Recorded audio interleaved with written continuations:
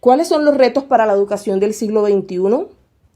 El uso de las nuevas tecnologías de la información en el mundo educativo se ha convertido en una herramienta obligatoria para acceder a la sociedad del conocimiento.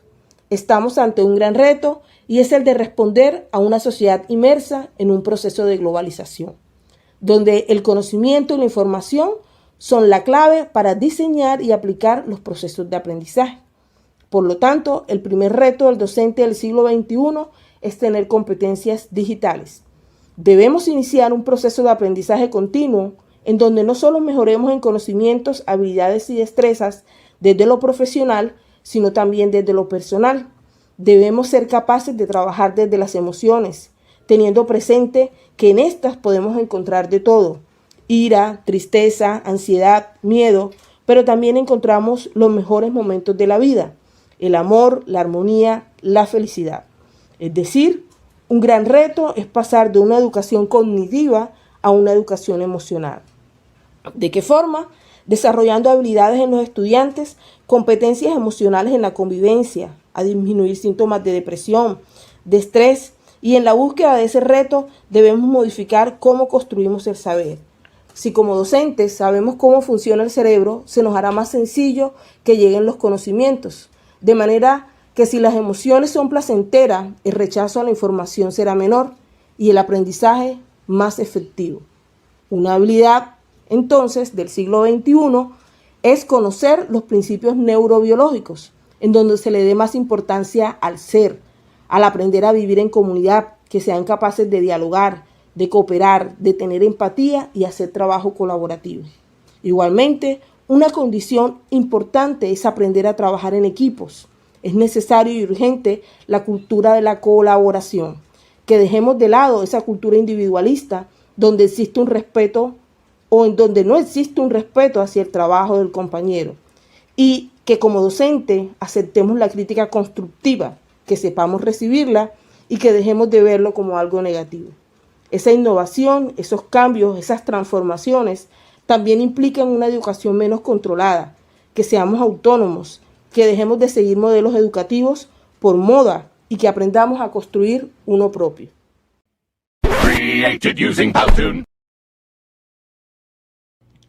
¿Cómo ayudamos a superar estos retos? Es pertinente de todas las áreas trabajar la resiliencia, cultivar el autoestima, brindarle herramientas para la resolución de conflictos, trabajar la salud mental, la salud cerebral, no darle jerarquía a algunas materias como las matemáticas, las ciencias sociales, algunas asignaturas, incluso como la educación física o la artística, que algunas veces son relegadas, bien trabajadas, pueden estimular el trabajo neuronal y de esa forma se puede ser más creativo. Realizar actividades donde se estimule el pensamiento crítico, foros, debates sobre temas de actualidad, donde se fomente el amor por la lectura. Como docentes, no podemos obligar o convencer a nuestros estudiantes sobre los beneficios de la lectura si no leemos, si no escribimos.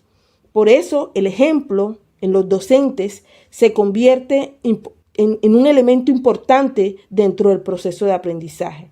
En el preescolar y la primaria, por ejemplo, nos centramos tanto en leer y escribir.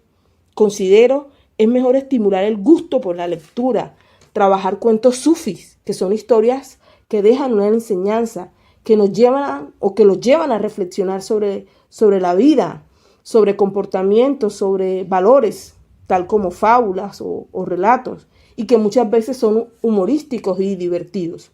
En el bachillerato, trabajar filosofía estoica, para que los estudiantes desarrollen un dominio, un autocontrol ante las adversidades de la vida, que aprendan a mover el eje, que no se queden estancados, que aprendan a controlar las emociones destructivas. Considero que un niño que está estresado, por más estrategias didácticas que se utilicen, no va a aprender. Es necesario afecto, seguridad y crear un lazo entre el docente y el estudiante.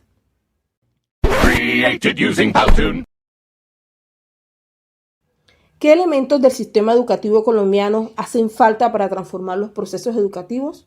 En el caso colombiano hemos vivido en una sociedad marcada por el conflicto.